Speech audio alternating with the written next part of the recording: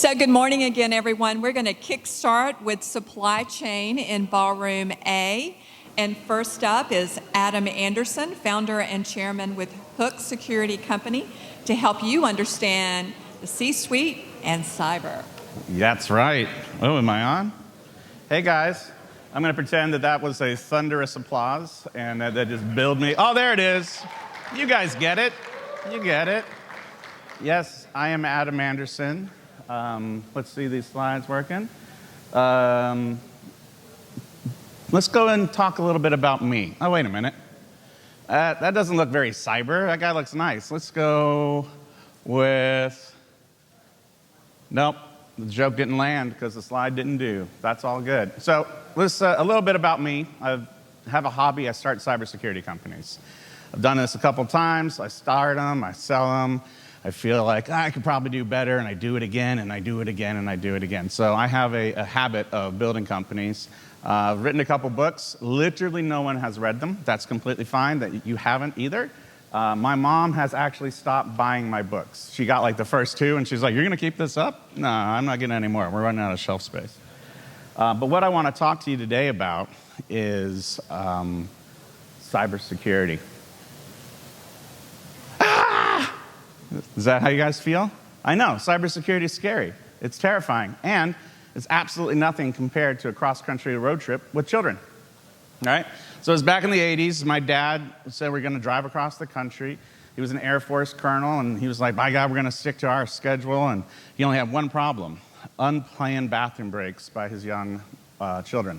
So he taught us a new skill set, how to use the restroom in a moving vehicle by peeing into a Pepsi can. Great. 3 days later, we have mastered our craft. We're so good at it, actually, I no longer seek parental supervision while I execute my new skill sets. On one such occasion, I reached forward. The can was cold. I didn't understand the significance of a cold Pepsi can when I was 6, so I did my thing and I put it back. You get it. Don't get ahead, though. Hold on. A couple moments later, a stream of the most foul, psychologically damaging curse words I have ever heard spill out of my father's mouth. They're so bad, I use them on my kids today. It's fantastic. So who's at fault? Who's at fault? Is it the adorable 6-year-old who peed in his father's Pepsi can? Yeah, but it's also my father, because he had drank out of Pepsi cans thousands and thousands of times before. But the threat landscape had changed, right? There was a new variable. And the thing is that we're going to do what we do because we're programmed to do it. He believed he was safe, so he had the emotion of comfort and safety, and he just followed his habits, and he didn't stop to check, right? So when you're talking about how do you do cybersecurity, and how do you work with executives, and how do you get budget, and how do you do all these things, there's so many habits that we're on autopilot about what we think we believe about cybersecurity that gets in the way of the people who understand the risk to have conversations with people who have responsibility for mitigating the risk. And I believe those are two different people. Are you guys with me so far? Excellent. All right. So what habit are you really just stuck with, right? This is what most executives believe. Most people think about cybersecurity: it's going to slow down my project, it's going to make things too complicated, they don't know, my budget's going to get... Most people who are trying to get something done avoid talking to cybersecurity like a plague. They want nothing to do with it because for them it is an added expense that provides no value, even though they will say, I understand it's dangerous, but they actually don't believe it. And you can tell what they believe by their actions and the way that people treat the cybersecurity professional, and vice versa, how the cybersecurity professional treats the executive. And by the way, most executives aren't wrong. Most cybersecurity communities and organizations do not know how to actually support a business or an organization. We tend to happen to organizations. We don't have a lot of what I would call social skills in the cyber world. This is a great book. I pulled in a lot of stuff out of it today. Thought I'd give Richard a shout out. So, what most cybersecurity people don't understand is that we are maybe the 20th most important thing that an organization is doing. right? If you're not making sales and generating revenue, who cares how safe you are if you're not actually doing your thing? And so for a cybersecurity professional to be able to talk to an organization, they have to understand something basic. Revenue minus expenses equals profit. If we have profit, we keep going. If we don't have profit, we can't pay for things. It's just a simple machine. But the thing is it gets a little bit more complicated when you look at corporate America and you look at larger organizations, because it's actually 3 different kinds. You have tactical, strategic, and perceived. Perceived is weird. That's the land of the CEO and land of the elected official, right? You've got to look at these different things because each one of these C-suite members has a different thing that is driving their behaviors. If I go to the chief marketing officer and I'm talking to them about the database that we need for the machinery in the warehouse, they don't care about it, right? They understand that maybe we should secure our infrastructure, but that's not their job. That's not how they're incentivized, and that's not how they're measured. So when you're talking to various people inside of various organizations, the CIO has to understand what their job is, what success looks like for their job, and then how does IT help them, and what role does cybersecurity play in that? We call that IT alignment. I remember the first time, anyone heard of IT alignment before? I got 1, 2 people. Anybody heard of IT governance? Yeah? Anyone heard of, I was going to make a joke, but we're moving on. So understanding how these different C-suite members actually work with the CIO allows them to move forward. And so this is what the CIO usually does to get budget. The CIO, as a cybersecurity guy, the CISO usually comes in and helps, is the first thing we say is you got to spend money because of compliance. There's rules and you have to follow the rules. If you don't follow the rules, then we can't sell to these people and we can't be involved in that organization. And so what ends up happening is we spend just enough money and time to be compliant and no more. And that's not safety, that's compliance. So then we're like, well, that's not good enough. We should scare the crap out of these people. We'll use FUD. I'll scare the crap out of you, and the bad guys are coming. Oh my gosh, it's so bad. You should totally spend more money. And then we overdo it. And what we end up doing with these strategies, when your only two tools are fear and compliance, you get short-term success, but you get long-term failure because people become desensitized to fear. People become desensitized to spending money on compliance. They're just going to do the minimum possible. So we're not actually building safe organizations when we misunderstand how to communicate with the C-suite. So what's the right answer? You spend other people's money, CIO. That's what you do. And you do it, I'll do the quick thing here, by understanding what the project is that person's working on, you know how to fit in. I'll give you an example. Once upon a time, I worked for a $70 billion holding company that held grocery stores out of Greenville, South Carolina. I was in charge of access and identity management, and I needed to upgrade all of my software. And that was going to cost about $780,000 of software from IBM, and it was going to be a bunch of professional services. And the management didn't want to pay it. They're like, nah, screw you, IBM. But the CMO wanted to have smart device integration inside the grocery stores so that you can walk around and you can interact with your phone. And we said, great, that requires the new thing. And so we would put our projects underneath things that are already being funded. And then we found out that we only spent money and we only did cybersecurity work on things that actually mattered to the business. So when I say go spend other people's money, what I'm actually saying is that it's a cybersecurity professional's job to understand other people's jobs and then walk a line to support them, not to come with a laundry list of things that has to be done and then happen to that company. Does that make sense?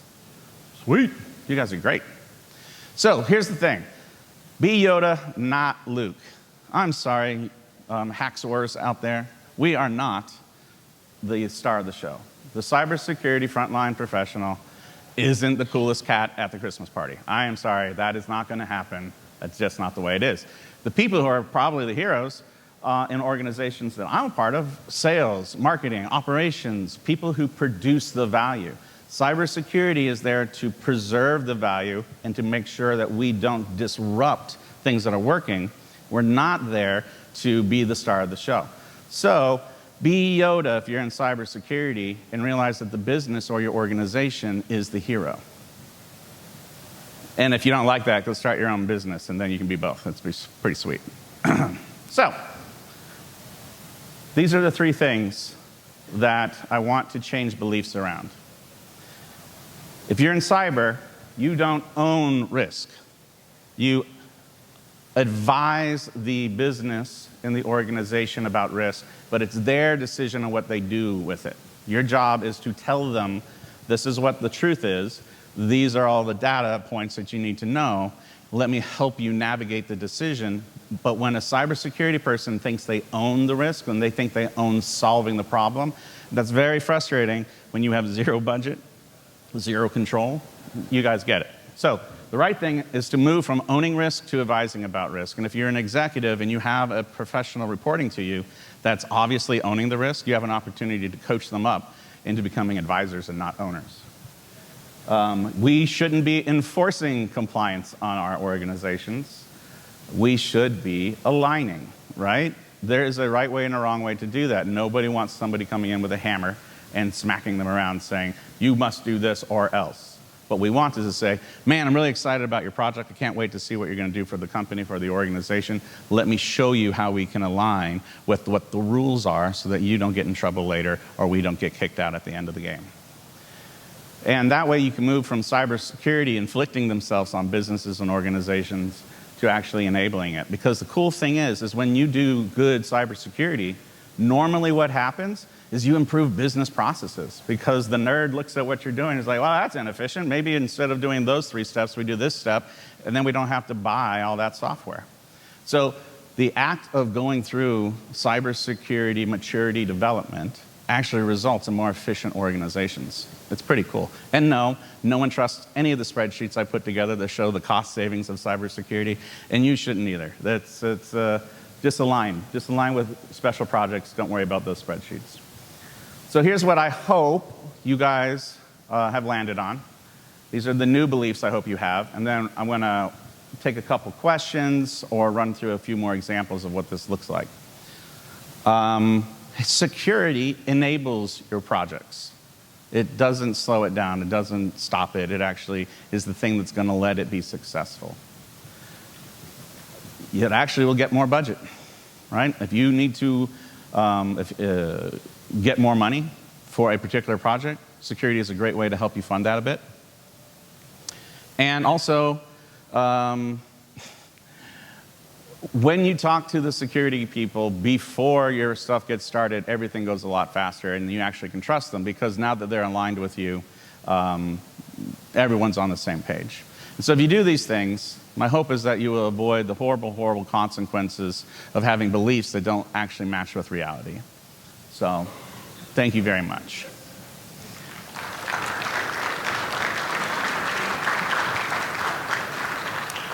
So we have a box, a microphone box. And what's going to happen is I'm going to throw this at somebody. And if you don't have a question, you better come up with one quick. So, oh, hi, front row. What's going on, buddy? you have a good question? You want to talk about moonshine? Okay. Right. What? First throw? It worked. Hey. There we go. Hey, so question is, where are you seeing the most activity? So when, obviously, you got to speak the language of the business, right? And the way that some of this content was positioned, it makes me feel like at some level the language back to the business is kind of almost like an insurance policy, right? So where, what areas of the business are you seeing the highest value in that analogy? It's at the board level, right? So what ends up happening, the question I think I heard you say, and you correct me if I'm wrong, is where is this action happening? Where does this actually have the most impact, these kind of conversations? Yeah. So the sales and marketing and R&D are the biggest drivers of cybersecurity. It's sales because without compliance, you don't make sales. You don't do business with the government. You don't do all this stuff. And so one of the things that break down is, I don't know if you ever met a sales guy. Do we have any of my favorite people in the house, salespeople? I see you. I got you guys. They don't slow down for anything. And you're trying to align with them, and you're trying to enable them, and all they are is they're pissed off that you're getting them in the way. So that is some of the hardest contention right there. And when it's done right, the risk is super reduced. So sales and collecting customer data, and then pretty much an R&D. But where I really feel like the highest value, the most risk reduction, is at the board level, at the C-suite level, where you're having conversations about this, and because risk and risk mitigation is a business problem, not a cyber problem. And so if you have the conversation too low, middle managers, things like that, you can have great conversations, but you can't do anything about it. So it's really a top-down. It's from the C-suite, it's from the board on down.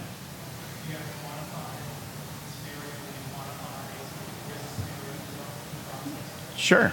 So I'm going to harp on sales since we're talking about sales. The particular, or actually I'll use the real use case. So the company that I'm working with right now, we do phishing attacks, cyber penetration tests, things like that. So when we're looking at what is the use of disruption of workforce to reduce the risk of the company doing something it shouldn't, that's where the conversation actually has to happen. So we go in, and we had a bank that we were working with, and the CIO said, I'm not doing any of this stuff. He accidentally clicked on a training email, and he gave them real username and password to his bank account to the phishing simulator. Good job, CIO. You got it, bro. And he went crazy. He went absolutely crazy. And this breakdown began to happen because he felt like cyber was happening to him rather than cyber and compliance happening with him. And he demanded that he not be on any more of the training scenarios. And he could do that because he was the CIO. 3 months later, he was the source of their breach. So this gets pretty seriously pretty quickly, and the reason why that broke down is because the communication inside the company about why are we doing this, why is this important, none of the groundwork was laid. So that's what I'm hoping that you're taking away from this, is that without the conversations and the communication up front between your cyber teams with the goals of the company and the organization, you're going to have the most at-risk people resist being safe. That was good. Anyone record that shit? That was fantastic. If no one else has any other... Oh, we got one in the back. Oh, shoot. I'm going to try kicking this. Oh! We might not do that again. That might... Not supposed to do it. Okay. So when you talk to an organization and you tell them your security people are there to support, I mean, I've made the same speech. You don't do anything, you support the people who do. How do you then keep morale engaged with those security folks who feel almost disenfranchised? So I remind them that they are hackers. And that thing that they're hacking is social interactions. So when I get up on front, I published a book. Again, you don't have to read it. It's fine. It's Emotional Intelligence for the Cybersecurity Professional. Literally 0 copies sold. I can't give them away. I'm like, you want one? It's like, no, ew, no, yeah, feelings. The thing is that cyber folks really begin to get engaged when you remind them that the human brain is a computer. And you say, look, buddy, all this is that you have to figure out how do you manipulate for good the software of the other human through your conversations. And when they look at the fact that social skills and communication and being on that support team is actually another way of hacking, another way of doing their job, but now using organic rather than just digital, they really tend to get into it. And they begin to look at, it's so sad, They begin looking at the interaction between them and the business as if they're building a new API that they're allowed to communicate with a. I'm like, wow, I used to be one of you guys. That's so cool. But fun story, I had Trapdoor in Greenville, South Carolina has this little lockers that you can have beer in. And I bought one for the company, and I told any of my guys, if you ever have a date, feel free to go down there and use the locker. 0 beers were taken out of that locker.